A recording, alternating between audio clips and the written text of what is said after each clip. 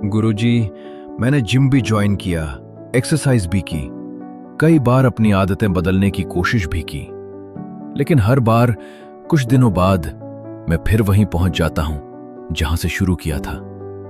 क्या सच में कोई ऐसा तरीका है जिससे मैं बिना हार माने खुद को बदल सकूं? क्या सच में कोई इंसान बदल सकता है अगर वो बार बार कोशिश करे और हर बार असफल हो जाए?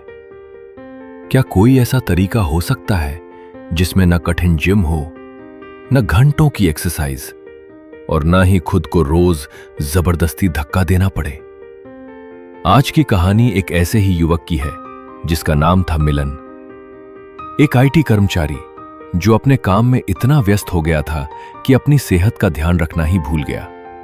धीरे धीरे उसकी फिटनेस कम होने लगी, पेट बाहर निकलने लगा, सीढ़ियां चढ़ते समय सांस फूलने लगी और शरीर पहले जैसा फुर्तीला नहीं रहा।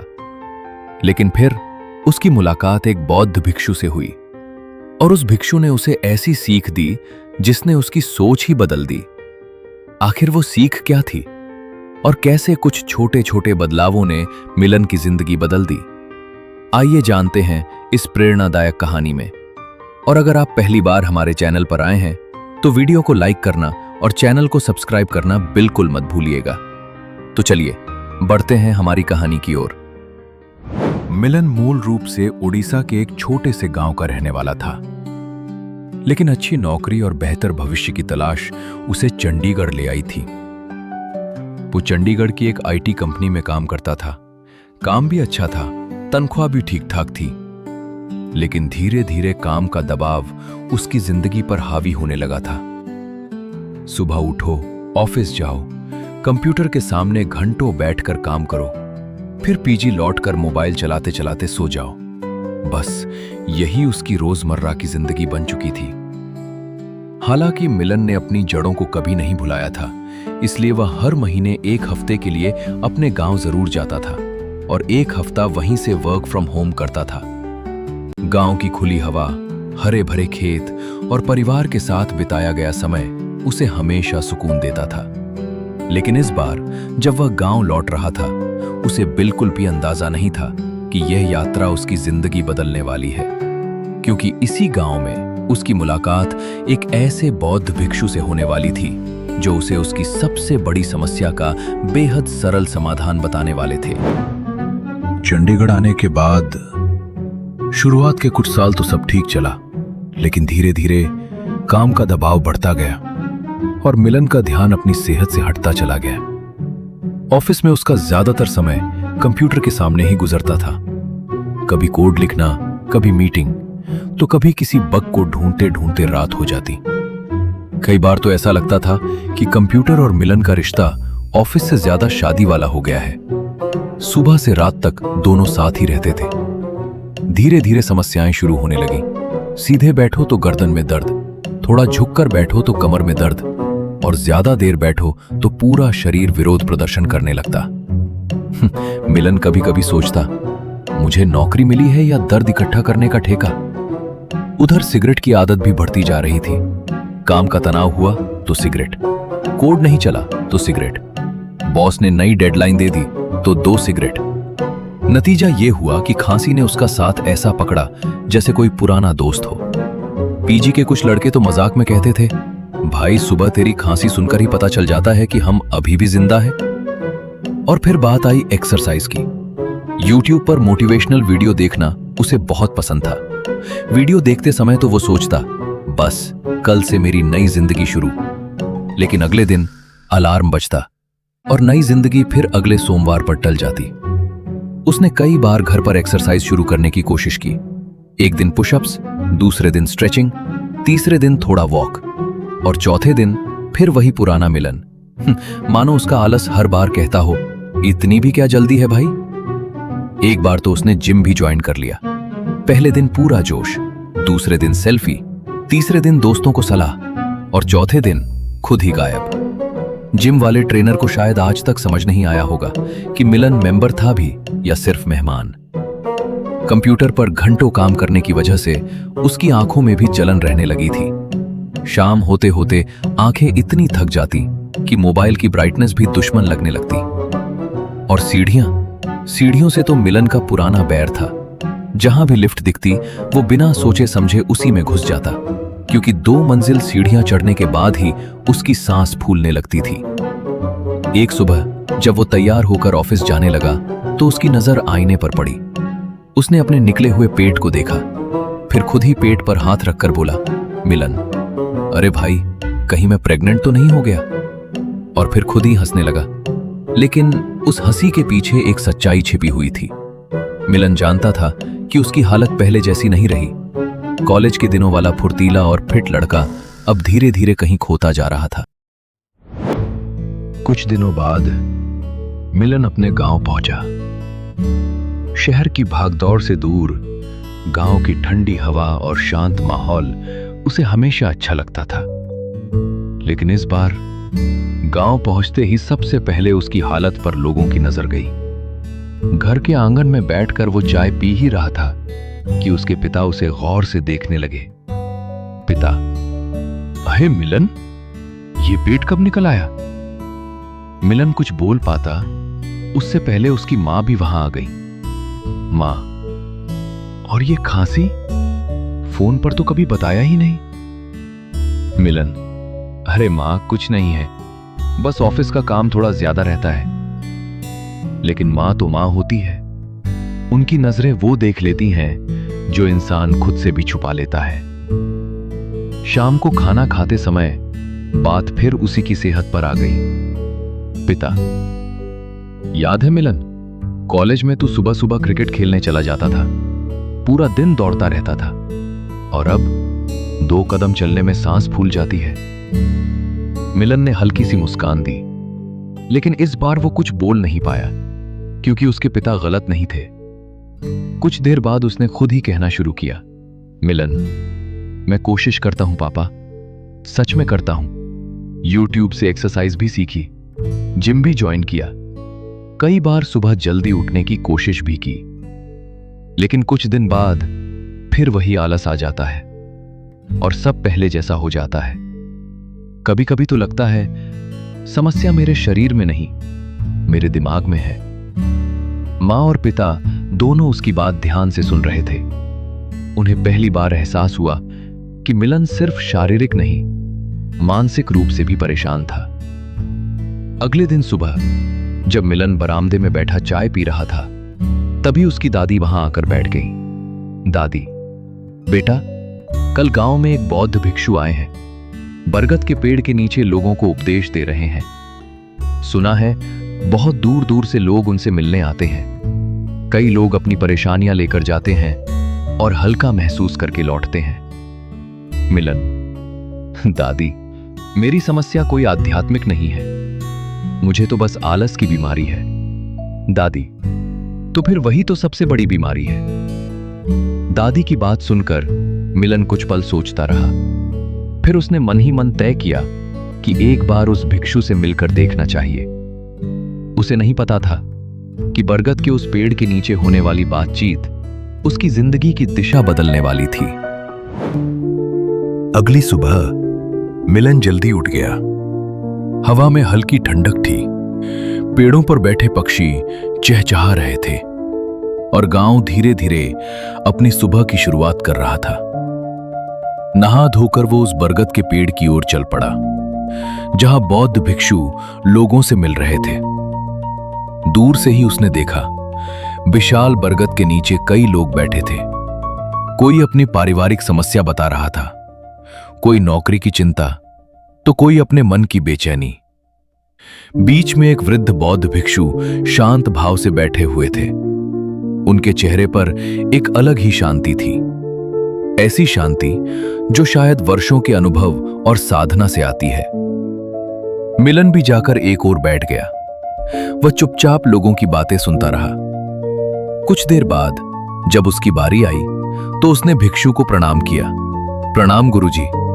भिक्षु, खुश रहो बेटा, बैठो, बताओ तुम्हारे मन में क्या चिंता है? मिलन कुछ क्षण चुप रहा, मानो वह सोच रहा हो कि कहां से शुरू करे। गुरुजी, समस्या तो बहुत बड़ी भी नहीं है, लेकिन अब मुझे परेशान करने लगी है। मैं चंडीगढ़ की एक आईटी कंपनी में काम करता हूं। दिन का ज्यादातर समय कंप्यूटर के सामने बीतता है। पहले मैं काफी फिट हुआ करता था। कॉलेज में क्रिकेट खेलता था, दौड़ता था, घंटों मैदान में रह लेता था। लेकिन अब सब कुछ बदल गया है। आज हालत यह है कि 2 मंजिल सीढ़ियां चढ़ने में सांस फूल जाती है।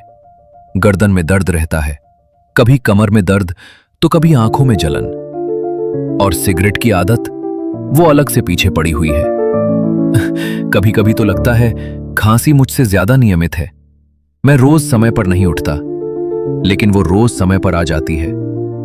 मिलन, गुरुजी, मैंने बहुत कोशिश की, यूट्यूब से एक्सरसाइज सीखी, जिम भी ज्वाइन किया, मोटिवेशनल वीडियो भी देखे। उस समय तो लगता है अब जिंदगी बदल कर ही रहूंगा। लेकिन 3 से 4 दिन बाद फिर वही आलस, फिर वही बहाने और फिर सब खत्म। मुझे समझ नहीं आता समस्या मेरे शरीर में है या मेरे दिमाग में। भिक्षु ध्यान से उसकी पूरी बात सुनते रहे। उन्होंने बीच में एक बार भी नहीं टोका। फिर उन्होंने मुस्कुराते हुए मिलन की ओर देखा। भिक्षु, बेटा, तुम्हारी बात सुनकर मुझे बिल्कुल भी आश्चर्य नहीं हुआ, क्योंकि तुम अकेले नहीं हो। आज के समय में तुम जैसी समस्या लाखों लोगों की है। तुम हर्ष से गुजर रहे हैं। मिलन ने हैरानी से उनकी ओर देखा। उसे लगा था शायद भिक्षु उसे डांटेंगे या कोई कठिन नियम बताएंगे, लेकिन उनके चेहरे पर केवल शांति थी। और अब भिक्षु उसे एक ऐसी बात समझाने वाले थे जिसने उसकी सोच ही बदल दी। बरगद के पत्ते हवा में धीरे धीरे हिल रहे थे। मिलन भी चुपचाप उनकी ओर देख रहा था। उसे लग रहा था कि अब शायद गुरुजी उसे सुबह 4 बजे उठने, 10 किलोमीटर दौड़ने या सिगरेट तुरंत छोड़ने का कोई कठिन नियम बताने वाले हैं। लेकिन भिक्षु की अगली बात सुनकर वह हैरान रह गया। भिक्षु, मिलन, तुम्हारी सबसे बड़ी समस्या आलस नहीं है। तुम्हारी सबसे बड़ी समस्या यह है कि तुम हर बार बहुत बड़ा बदलाव करने की कोशिश करते हो। पहले दिन जिम, दूसरे दिन डाइट, तीसरे दिन नई दिनचर्या और चौथे दिन शरीर और दिमाग दोनों विद्रोह कर देते हैं। मिलन, गुरुजी, बिल्कुल ऐसा ही होता है। भिक्षु, मुझे पता है, क्योंकि यह केवल तुम्हारी नहीं, आज के समय के बहुत से लोगों की कहानी है। फिर भिक्षु ने पास पड़ी एक छोटी सी चींटी की ओर इशारा किया। भिक्षु, देखो, ये चींटी एक ही दिन में अपना घर नहीं बनाती। वह रोज थोड़ा थोड़ा काम करती है और कुछ समय बाद एक मजबूत घर तैयार हो जाता है। इंसान भी कुछ ऐसा ही है। शरीर एक दिन में खराब नहीं होता और एक दिन में ठीक भी नहीं होता। मिलन ध्यान से उनकी बातें सुन रहा था। भिक्षु, तुम मुझे बताओ, तुम्हारा ऑफिस पीजी से कितनी दूर है? मिलन, लगभग 2 किलोमीटर। भिक्षु, और तुम जाते कैसे हो? मिलन, स्कूटर से। भिक्षु मुस्कुरा दिए। भिक्षु, 2 किलोमीटर? इतनी दूरी तो हमारे गांव के लोग सब्जी लेने पैदल चले जाते हैं। मिलन भी मुस्कुराने लगता है। भिक्षु, अगर संभव हो तो ऑफिस जाने के लिए साइकिल का उपयोग करो। न जिम की फीस लगेगी, न अलग से समय निकालना पड़ेगा और शरीर भी धीरे धीरे सक्रिय होने लगेगा। फिर उन्होंने दूसरा प्रश्न पूछा। भिक्षु, ऑफिस में लिफ्ट है? मिलन, गुरुजी, मेरा और लिफ्ट का रिश्ता बहुत पुराना है। भिक्षु, तो अब उस रिश्ते में थोड़ी दूरी बना लो। जहां संभव हो सीढ़ियों का उपयोग करो। शुरुआत में कठिन लगेगा, लेकिन कुछ ही हफ्तों में फर्क महसूस होगा। भिक्षु, और छुट्टी वाले दिन सारा समय कमरे में मोबाइल चलाते हो? मिलन, अधिकतर हाँ। भिक्षु, तो कभी कभी अपने दोस्तों के साथ पार्क में क्रिकेट खेलो, बैडमिंटन खेलो या कोई भी खेल जो तुम्हें पसंद हो। याद रखो, व्यायाम हमेशा जिम में ही नहीं होता। कभी कभी खेलते हुए किया गया व्यायाम सबसे आसान और सबसे मजेदार होता है। फिर भिक्षु कुछ क्षण सोचकर बोले। भिक्षु, और एक बात, खाना खाने के तुरंत बाद बिस्तर पर मत गिर जाना। दोपहर या रात के खाने के बाद कम से कम 10 मिनट टहल लिया करो। मिलन ध्यान से हर बात सुन रहा था। उसे आश्चर्य हो रहा था, क्योंकि भिक्षु ने उसे कोई कठिन नियम नहीं दिया था, न कोई बड़ी चुनौती, न कोई असंभव लक्ष्य, सिर्फ कुछ छोटे छोटे बदलाव। मिलन, गुरुजी, बस इतना करने से सच में फर्क पड़ेगा? भिक्षु। मिलन। लोग अक्सर बड़ी समस्याओं का समाधान बड़ी चीजों में ढूंढते हैं, लेकिन जीवन की अधिकांश समस्याएं छोटी छोटी अच्छी आदतों से ही ठीक होती हैं। तुम्हें एक साथ सब कुछ बदलने की जरूरत नहीं है। बस 3 या 4 अच्छी आदतें अपनाओ और उन्हें लगातार निभाओ। कुछ महीनों बाद तुम्हारा शरीर खुद तुम्हें धन्यवाद देगा। मिलन की आंखों में पहली बार उम्मीद दिखाई दी। उसे महसूस हुआ कि शायद बदलाव उतना कठिन नहीं था जितना वह अब तक सोचता आया था। उस दिन बरगद के पेड़ के नीचे हुई बातचीत के बाद मिलन के मन में एक अलग ही शांति थी। गांव में उसका बाकी समय कब बीत गया उसे पता ही नहीं चला, लेकिन इस बार जब वो वापस चंडीगढ़ लौटा तो उसके मन में एक फैसला पहले से ही साफ था। इस बार मुझे अपनी जिंदगी बदलनी है, लेकिन धीरे धीरे और समझदारी से। चंडीगढ़ पहुंचने के अगले ही दिन मिलन ने सबसे पहला बदलाव किया। उसने ऑफिस जाने के लिए एक साइकिल खरीद ली। पहले दिन सिर्फ 2 किलोमीटर साइकिल चलाने के बाद ही उसकी सांस फूल गई। मिलन, लगता है गुरुजी ने साइकिल नहीं, मेरा फिटनेस टेस्ट ले लिया। लेकिन इस बार उसने हार नहीं मानी। धीरे धीरे साइकिल चलाना उसकी आदत बनता गया। कुछ ही दिनों में उसे ऑफिस पहुंचने में पहले से ज्यादा अच्छा महसूस होने लगा। फिर बारी आई उसकी सबसे पुरानी दोस्त यानी लिफ्ट की।